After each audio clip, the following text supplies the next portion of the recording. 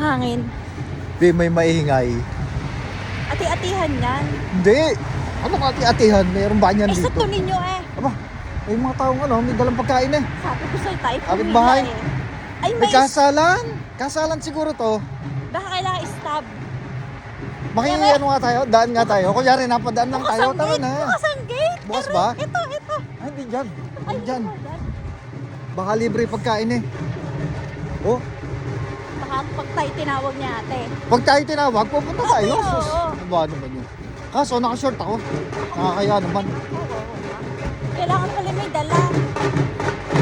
Tanong natin. Ayun na, may dalang plastic sa kuya. Ay. May kasalan. Nakakatuwa naman, no?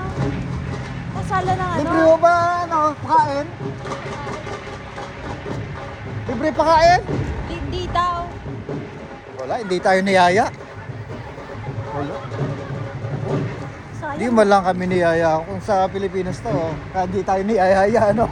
Oo, pupunta tayo. Kung ako hindi naka-short, no, baka tayo yayain din. Oh, may kasalan dito. Kasalang bayan niya tayo. Abay pa si ate. Kasala niyo ng mga ganito.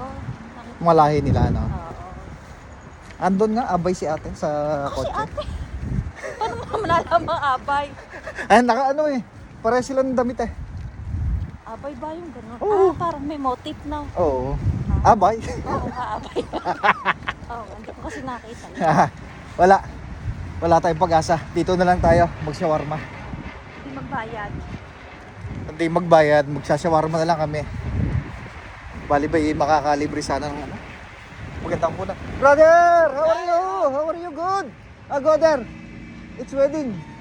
Okay. What? Ito, tinuro mo pa. Hindi nga tayo niyaya. Nagturo ka pa.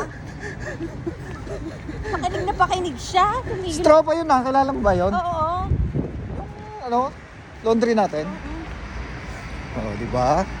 Hindi mag-shawarma. Nagturo ka pa ng kakain. Oo. Dito tayo sa kabila, sa ating paborito.